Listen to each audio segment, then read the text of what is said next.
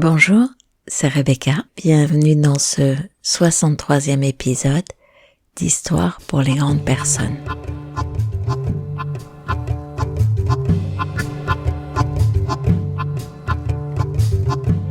Souffrir avant nécessité, c'est souffrir plus que nécessité. C'est une grande et belle blonde, Anouk, rencontrée dans un train, qui me partageait cet adage de sa grand-mère. Et d'ailleurs, je pourrais vous la compléter par un autre aphorisme bouddhiste. S'il y a une solution, pourquoi s'inquiéter s'il n'y a pas de solution? Pourquoi s'inquiéter? Vous faites le lien? Alors voilà, j'ai été très tentée de continuer à vous partager des séances de thérapie systémique. Et puis je me suis dit que non, qu'aujourd'hui nous ferions autre chose, autrement. J'étais bien tentée par l'idée de vous partager une histoire en lien avec la violence, parce que celle que je vois, que je vis, que vous voyez probablement et que vous vivez également, est effrayante et qu'il m'aurait paru intéressant de trouver un espace où la déplier en douceur. Mais justement, j'ai choisi de rester dans un espace de douceur, de lenteur et d'humanité. Alors, je vais vous partager deux petites histoires. Enfin, histoires pas tout à fait. En tout cas, deux textes qui m'ont été envoyés par mon amie Christiane, que je remercie. La première histoire pourrait beaucoup plaire à une Isabelle qui me partageait sa peur du temps gâché et sa préoccupation constante de toujours l'optimiser. Il s'agit d'un poème. Tiens d'ailleurs, en fait, je vais vous lire deux poèmes aujourd'hui. Mais écoutez, ne partez pas, ça change et c'est pas plus mal. Petit poème porte-bonheur. Il y a un peu de redondance, laissez-vous porter par la mélodie. Pour apprendre la valeur d'une année, demande à l'étudiant qui a raté un examen. Pour apprendre la valeur d'un mois, demande à la mère qui a mis un enfant au monde trop tôt. Pour apprendre la valeur d'une semaine, demande à l'éditeur d'un journal hebdomadaire. Pour apprendre la valeur d'une heure, demande aux fiancés qui attendent de se revoir. Pour apprendre la valeur d'une minute, demande à celui qui a raté son train, son bus ou son avion. Pour apprendre la valeur d'une seconde, demande à celui qui a perdu quelqu'un dans un accident. Pour apprendre la valeur d'une milliseconde, demande à celui qui a gagné une médaille d'argent au JO. Le temps n'attend personne. Rassemble chaque instant qu'il te reste et il sera de grande valeur.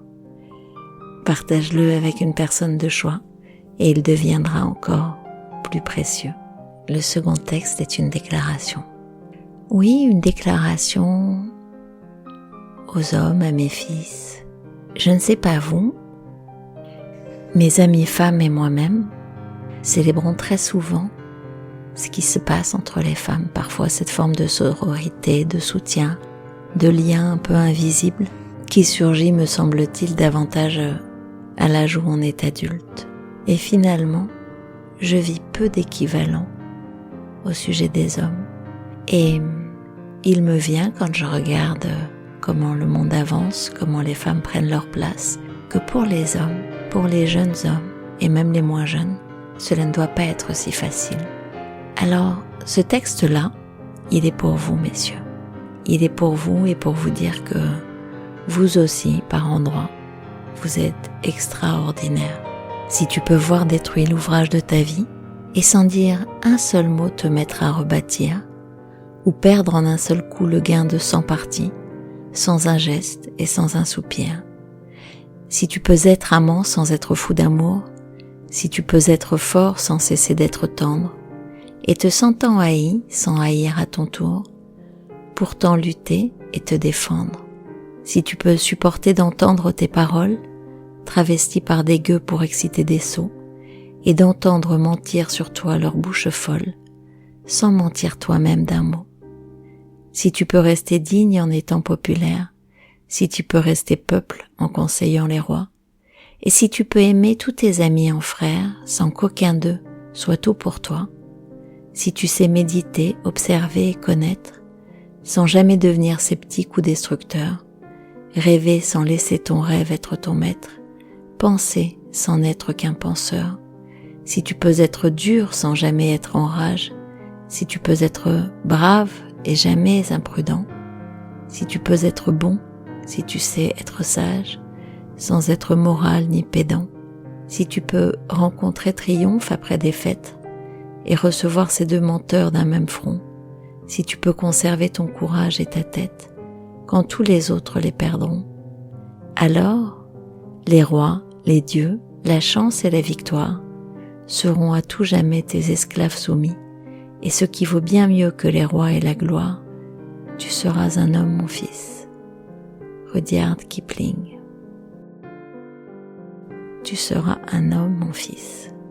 Voilà, au risque de ne pas être très politiquement correct, je dois dire que je trouve que le monde dans lequel avancent nos fils, les hommes, n'est pas non plus tout à fait évident pour eux. Et il n'est point question de mesurer ce qui est plus dur pour l'un ou pour l'autre, juste de dire que parfois pour eux aussi, dans ces modèles, dans ces nouveaux équilibres, dans ces nouvelles féminités, dans ces nouvelles masculinités, il y a quelque chose à calibrer, à apprendre, à ajuster. Et ça n'est pas non plus une mince affaire. D'ailleurs, si je reliais le poème que je viens de vous lire à ce que je vis professionnellement en accompagnement, je pourrais m'interroger sur ce qu'on leur a appris, enfants, de comment vivre leurs émotions, comment avoir droit d'être triste, d'être touché, de frissonner, d'être sensible quand on est un garçon. Et comment on fait dans la vie de tous les jours, dans le travail, pour vivre avec sa sensibilité quand on est un garçon? Eh bien, ça n'est pas une mince affaire. Et sans doute est-ce pour cela que récemment, j'ai vu quelques hommes pleurer, des jeunes et des beaucoup moins jeunes, submergés, touchés, sans savoir quoi faire de ce qui les traversait. Parce qu'ils n'ont pas appris, parce que les garçons ça ne pleure pas. Eh bien si, voilà mon invitation, messieurs. Vous pouvez pleurer, c'est ok. Vous n'en êtes pas moins des hommes et vous n'en êtes pas moins admirables. On en a terminé pour aujourd'hui. On se retrouve dans une quinzaine.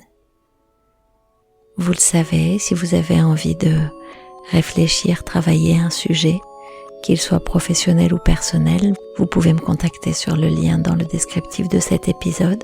Vous pouvez réécouter les 62 épisodes et davantage, me semble-t-il, d'histoires pour les grandes personnes sur toutes les plateformes. Je vous remercie et je vous dis à bientôt. Au revoir.